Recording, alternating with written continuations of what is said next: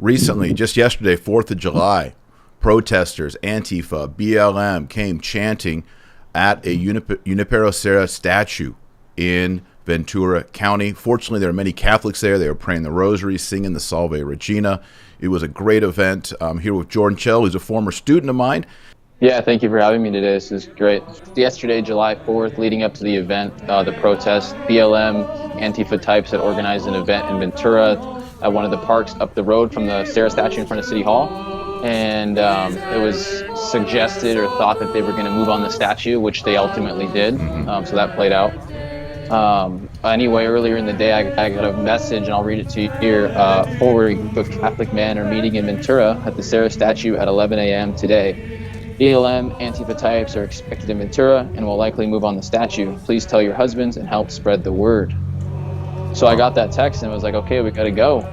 But a big shout out, before we even say anything else, to all the other Catholics that were there, to the Short family, Catherine Short, who is a good organizer in the community. Just a lot of good Catholics out there. There's about 75, 80 of us, and about 300, 350 maybe, BLM, Antifa protesters marching against us in the statue. They're coming. There's like a horde there. Yeah, they started running. Boom. And to your point earlier, you asked, well, did you get nervous at all? And it's like, yeah, momentarily, that 5% chance of something's going to happen, something big's going to go down, but they're not threatening. It's all a facade, and it just makes you sad. Like, it's very confused. You're very sad, and you see the confusion on their face. Jesus isn't white. Okay. Yep. Okay. Next. Black Lives Matter. Yep. Okay. Next. They do. All lives matter. Next. Like the mantra talking points are just that's all it is. What we've seen here, Jordan, I think you agree, is this is just an attack on Christianity, period. Period. End of story, period. Yeah. Because if it wasn't, they wouldn't be marching against Father Serra's statue. And they're marching against it ignorantly. They have zeal. Mm-hmm. Where's the Catholic missionary zeal? Where's the warrior zeal? Right. It's lacking. We were outnumbered that day. We didn't have to be. And part of that, and part and parcel, is the connectivity, the messaging, the communication aspect. They're very organized insofar as like the communication, and to your point that you've always made, taking up space. Yep. That's their goal. Take up space. So we need to get organized, and we need to take up space, and we'll win. It's that easy. Yep.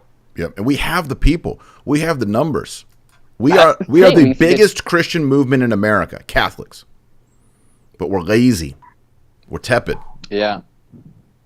Everything's too easy. You go inside your house, you push your air conditioner on, oh, get it cool. Use your microwave. Like, life's just too easy, and so we've been conditioned. We've been pre-programmed to this easy lifestyle, and so when adversity strikes and we have to make a stand, where's our training? Where's the training? It's gone. How do you get people living for Christ, fighting for Christ, engaged in the culture war? I always say the Rosary. What else do you want to add to that? So Latin Mass, number 1. Rosary, I'm guilty of not praying it every day. Need to work better on that. Pray your Rosary every day. Don't let anything get in the way. Morning and evening prayers, don't let anything get in the way. I need to do better on that too, We're all guilty of not praying as much as we should. To answer the question in a broader scope, what else is part of that? It's having the vision for the long game, the long game vision. Do you want to be oppressed by communistic Marxist rule? Do you want the question's to you? Do you want to be oppressed? Because the day is coming. These things happening around us are the precursors of that reality. If we were truly living in a full-out communistic and Marxist state, the irony is they would be silenced. Their speech would be taken away, limited. The oppressors quickly become the oppressed. And that's the whole irony behind the movement. And so you need to ask yourself, do you believe in everything that America stands for? Maybe, maybe not. But do you want to be ruled in a communistic Marxist regime? I don't. Yep. And so being Catholic fits part and parcel with standing against that. I mean, not only do we not want to be under communist rule, every single one of us, when we die, are going to stand face to face with the Lord Jesus Christ, the Logos. And you're either going to hear, well done, good and faithful servant, or depart from me, I never knew you. He's going to ask you, how did you serve me and my church? How did you serve the poor? How did you serve those who had no food, no clothes, those that were imprisoned?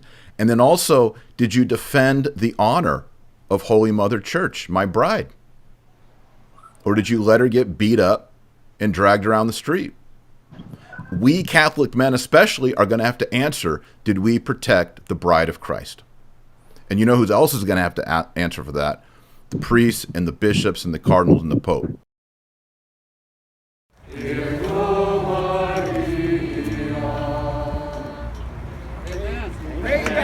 Praise God.